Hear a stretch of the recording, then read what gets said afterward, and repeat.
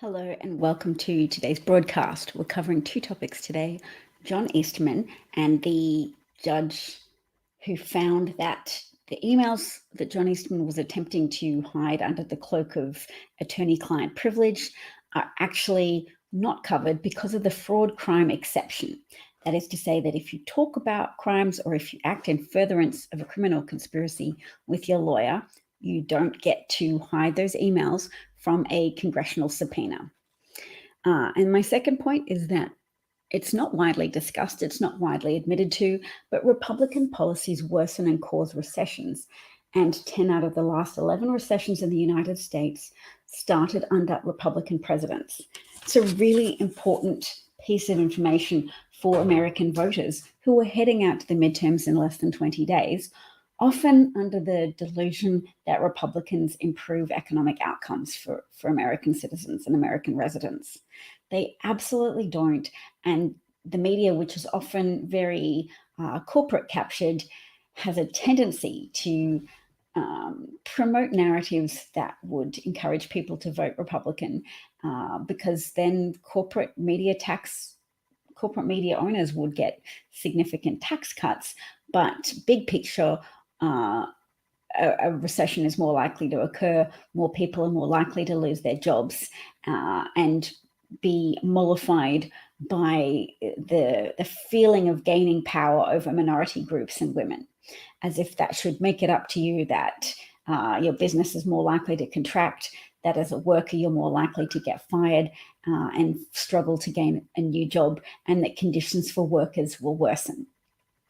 There's a little bit of a cult of entrepreneur worship in the United States. And whilst it's such a great part of American exceptionalism that greatness is celebrated, that business success is celebrated, it's not true that business owners and corporate executives act in the best interests of the little people if they're able to avoid safeguard measures to keep them on the straight and narrow.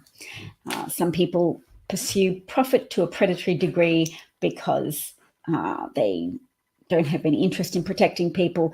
They have a laser focus on increasing their market share or their amount of profits, and they're focused on getting their own golden handshake executive bonuses. But let's look at the news. Hi, Christopher. Thanks for tuning in.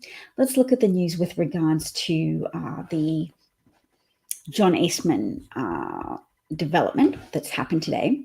So a federal judge, Judge Carter, found some more from court accepted emails in the John Eastman case and has ordered that they be turned over to the January 6th committee. So I was under the mistaken impression that the last January 6th hearing was the last one.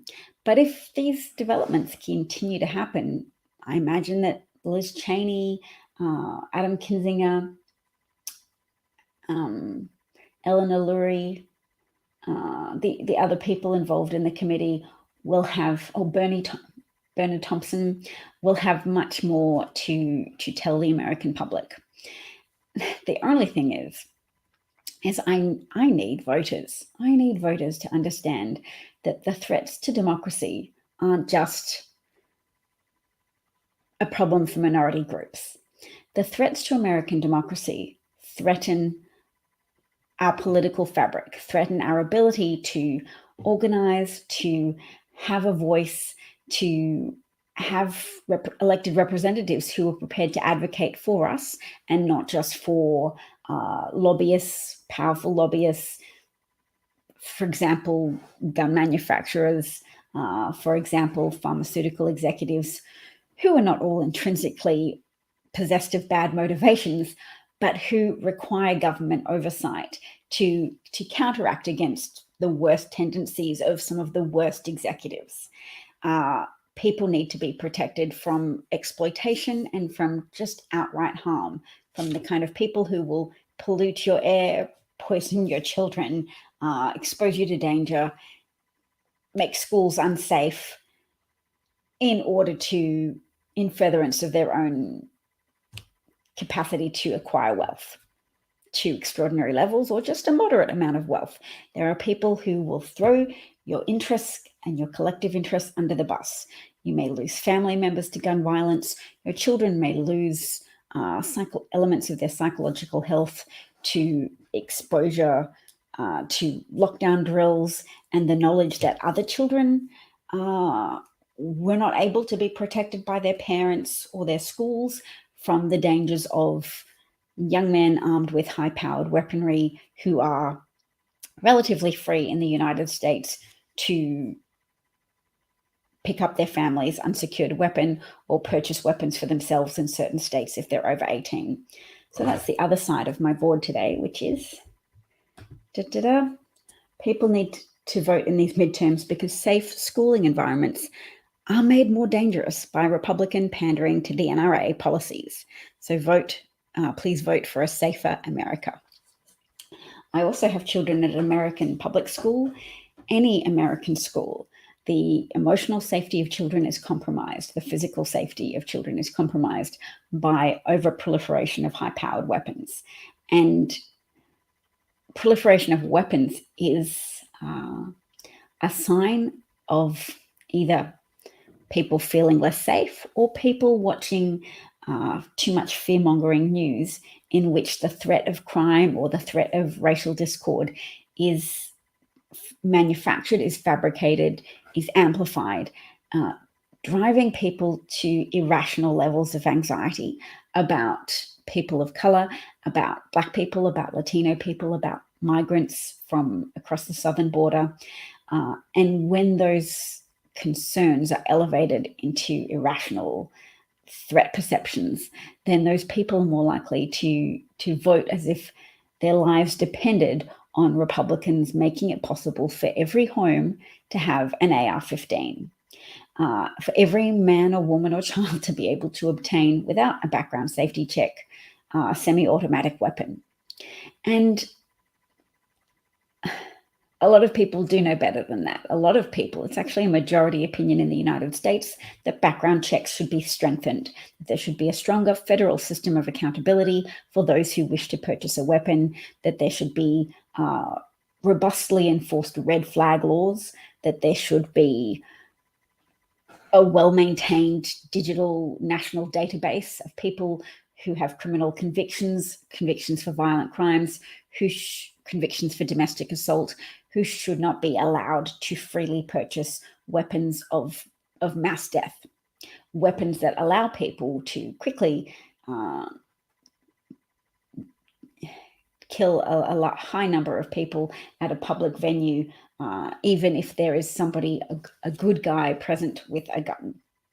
Semi-automatic weapons allow people to destroy a whole bunch of lives before anything can happen. And we don't want more gunfight shootouts in the United States to massage the egos or to thrill the fantasies of people who aspire to be Bruce Willis crawling through an air vent in a Die Hard movie and to single-handedly be a savior. People who engage in gunfights are often indistinguishable from a shooter and are sometimes killed by police officers mistakenly. If you are a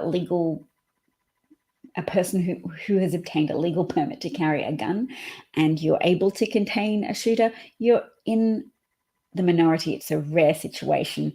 Fundamentally, it needs to be made more challenging for people to obtain a gun license so that responsible-minded people understand that it's a big responsibility and that you have to take owning a gun very seriously, and you have to take serious and significant steps to secure that gun so that depressed or antisocial young people or depressed antisocial older people, like the LA gunman who was able to murder 50 people from a hotel room high above the Las Vegas music venues, so that they can't easily avail themselves of high-powered weaponry and rain death on an innocent population. So that's my point about the need to prioritize children's safety, but also very importantly, the need to prioritize America's economic health as well by voting for Democrats who have proven over and over again that they are better custodians of the American economy, the economy of the United States. And I'll go into some more details about that in a minute. But first, just to quickly cover what is exposed by the John Eastman emails that Judge Carter today ruled are subject to the fraud crime exception. So why did Judge Carter rule that the John Eastman emails show a fraud crime exception? And did they show that Donald Trump lied about his lawsuit in which he was claiming to believe that a certain number of dead people were counted as voters in the Georgia election, in the presidential election of 2020? So let's see. So it's Judge David Carter ordered John Eastman to turn over 8 additional emails under a crime fraud exception. And the most interesting set of 4 involved discussions about whether Trump should fix numbers he knew to be false before he filed a federal lawsuit in Georgia. Now, I'm reading from an article by Macy Wheeler, who has a blog called Empty Wheel. She is very on top of various legal cases involving Trump and his circle of allies. So I recommend her Twitter account at Empty Wheel if you want someone who follows in significant detail the various legal filings in relation to the cases of the January 6th insurrectionists, but also various cases involving Donald Trump and the culpable Republicans and the culpable conservatives who endeavored to assist him in bringing down the rule of law and democratic governance in the United States in favor of a patriarchal tyranny whereby a charismatic white man got to stay in power even when it was contrary to the results of a free and fair election. And I say free and fair election, but I would also like to acknowledge that Donald Trump invested a lot of time and energy and propaganda efforts into stealing that election before it even transpired, by virtue of installing an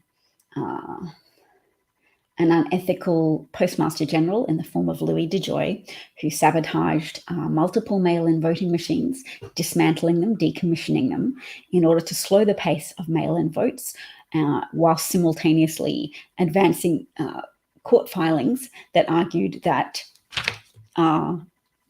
certain mailed-in votes should be not counted and that they should be considered too late to count in the results of the 2020 election.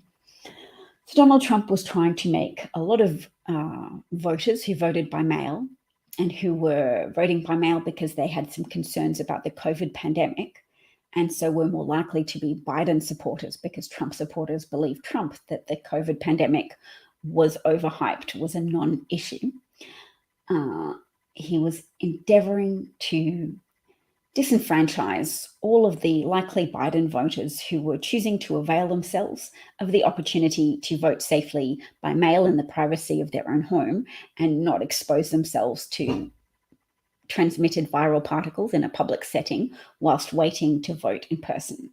So a lot of Biden supporters, including perhaps formerly Republican or Republican-leaning independents who might have voted for Trump, but who had been alarmed by his outrageous mishandling of the pandemic threat, and who were consequently quite likely to choose mail-in voting as an option. Donald Trump wanted to disenfranchise all of those people in order to increase the likelihood that he would win the election, which is cheating, which is theft, disenfranchising American voters by trying to delay their votes being received in a timely enough fashion to be counted. That is the true election theft of 2020, and it's a very under-discussed story. So I'm happy to be at least one voice here discussing it. If you yourself want to bring it up to other people who may have noticed the mail slowing in 2020 and afterwards, Louis DeJoy is still in his position as Postmaster General, and he owns shares in a company that competes with the United States Postal Service, and he has a vested interest in reducing the efficiency and the capability of the United States Postal Service. So you don't just get to say, oh, well, he's got experience in running a delivery company. He has a vested financial interest in wanting the United States Postal Service to perform comparatively badly in relation to the alternate company he has, which he continues to have shares in, even though he stepped down as CEO of that company. Let's check what the name of the company is. Not that I want to give him publicity. Louis DeJoy.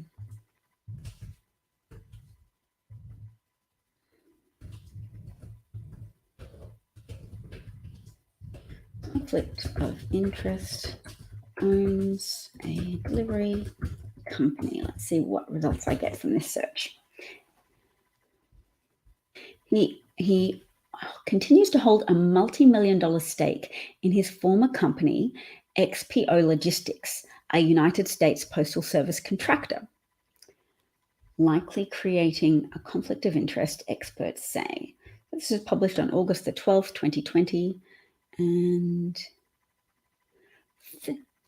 outside experts who spoke to CNN were shocked that ethics officials at the Postal Service approved his appointment, which allows DeJoy to keep at least 30 million American dollars in XPO holdings.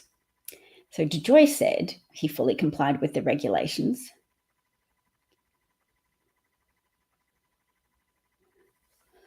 But he was also hoping to put pressure on Amazon. DeJoy, on the day of his appointment, DeJoy divested large amounts of Amazon shares, i.e. he sold Amazon shares, and purchased stock options giving him the right to buy new shares of Amazon at a price much lower than their current market price. So I guess he was banking on Amazon, the value of Amazon being lowered by his actions with regards to the USPS. He also, after taking over the United States Postal Service on June 15th, he eliminated overtime for many workers, and Democrats also claim he is intentionally slowing down mail delivery in order to sabotage absentee voting. Now, there were some court cases about that, I remember, at the time around the election, in which people were endeavoring to reduce his capacity to slow down the mail. So there were legal challenges to force Postmaster General Louis DeJoy to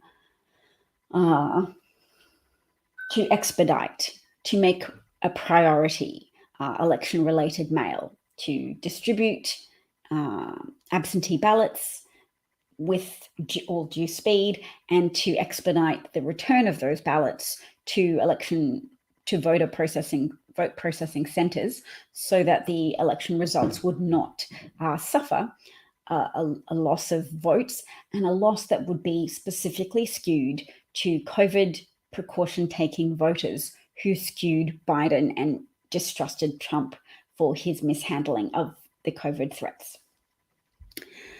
All right, well, I hope that makes sense, that argument and those details make sense to people. What I could do actually is just bring that article up on screen so that you can see it for yourself.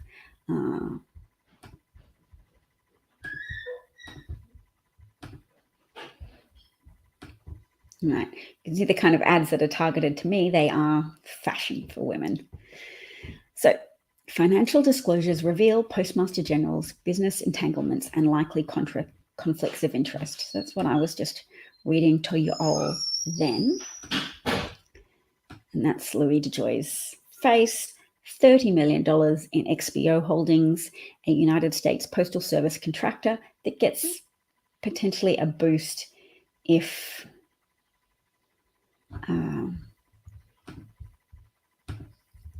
the United States Postal Services itself loses capacity. So $6 million postal sorting machines were decommissioned under Louis DeJoy's efforts in 2020. All right, but back to John Eastman and the emails. Let's look at what Judge David Carter was saying. Sorry, to return to this important issue of today. On December the 4th of 2020, former President Trump and his attorneys alleged in a Georgia state court action that Fulton County improperly counted a number of votes. They claimed 1,315 deceased people, 2,560 felons, and 2,423 unregistered voters. Trump and his attorneys then decided to contest the state court proceeding in federal court and discussed incorporating by reference the voter fraud numbers alleged in the state petition. But on December 30th, 24 days later in 2020, Dr. Eastman relayed concerns from President Trump's team, including specific numbers in the paragraph dealing with felons, deceased, moved, etc. The attorneys continued to discuss the president's resistance to signing when specific numbers were included. Dr. Eastman explained the next day, although the president signed a verification for the state court filing back on the 1st of December, he has since been made aware that some of the allegations and evidence proffered by the experts has been inaccurate.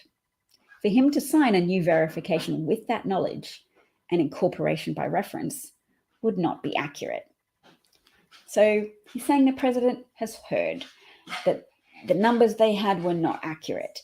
And for him to re-sign under oath a new court filing, that would not be strictly accurate. But still, Trump and his attorneys filed a complaint with the same inaccurate numbers without rectifying, clarifying, or otherwise changing them. And Trump signed a verification swearing under oath that the incorporated inaccurate numbers are true and correct, or believed to be true and correct to the best of his knowledge and belief. So the emails show that Trump had been told by his lawyer, John Eastman, that the numbers were incorrect, but he continued to tout those numbers and sign under oath his own personal verification that those numbers were true. So Judge David Carter writes, the court finds, this is the best sentence, the court finds that these emails are sufficiently related to and in furtherance of a conspiracy to defraud the United States. Accordingly, the court orders Dr. Eastman to disclose these 4 communications to the Select Committee. So yes, the emails are found to be in furtherance of a conspiracy to defraud the United States. Do you enjoy being defrauded, United States voters? Because that's what Donald Trump and his lawyers were endeavoring to do by continually presenting false information to the courts, information they knew to be false. 10,000 deceased voters didn't vote. They just made up some numbers. The president's, as discussed in previous orders, President Trump's own U.S. Attorney General, William Barr at the time, said that his investigators found no evidence of fraud on a scale that would have changed the outcome of the election. But President Trump and his attorneys continued to file dozens of lawsuits in states he lost, seeking to overturn the results. By January, more than 60 court cases alleging fraud had been dismissed for lack of evidence or lack of standing, i.e., they were frivolous lawsuits. Frivolous, just instigated to keep running a narrative on Fox News for multiple purposes, to continue to grift off Trump supporters whose disappointed and outraged feelings at this news that Trump had the results of the election stolen from him.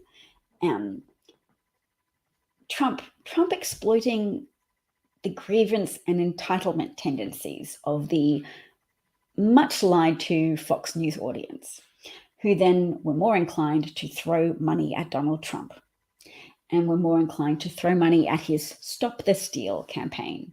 And he kept that money. And he also used that outrage.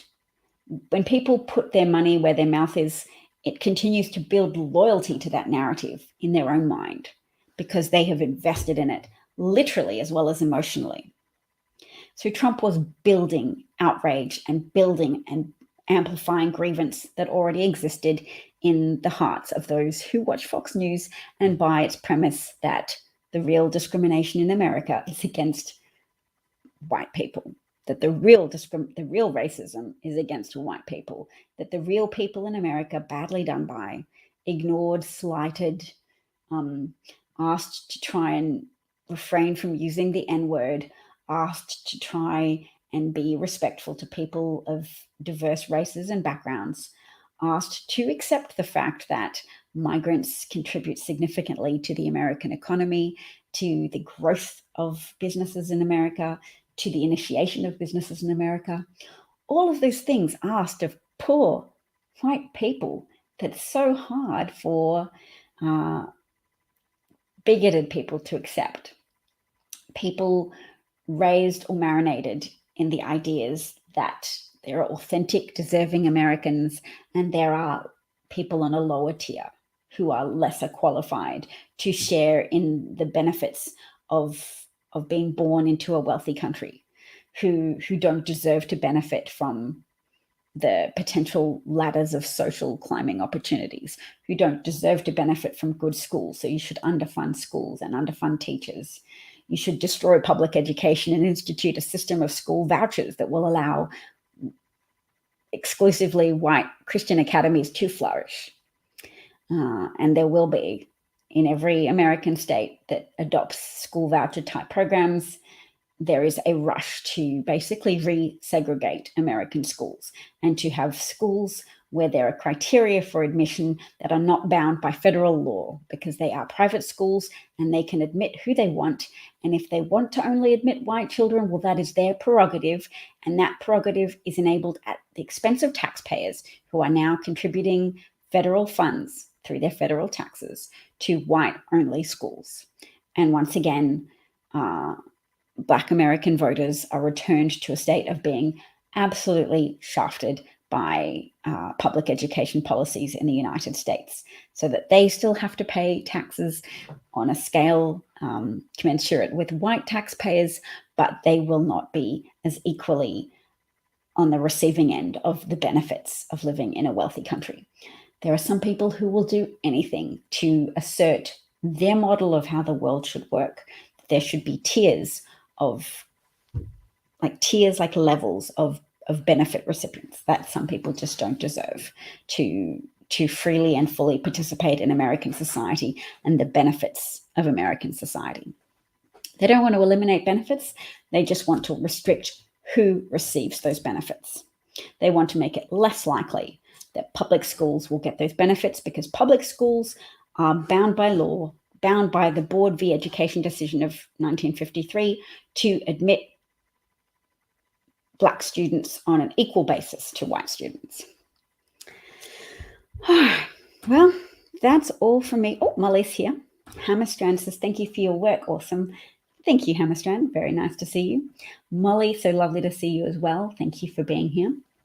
I would note something that shocked me the first time I learned it, unless my capacity to be shocked has been reduced, but it was that in Virginia, in one particular county, they shut down public schools after the Board v. Brown decision, after efforts to enforce the Supreme Court's Brown v. Board decision. It was big government at that point. Big government was acting to advance equality in the United States, to advance equal opportunity for all American children, to have equal access to school, to good schools, so that good schools weren't just kept for the preserve of white children and poor children had to accept unheated schools that were less equipped with textbooks.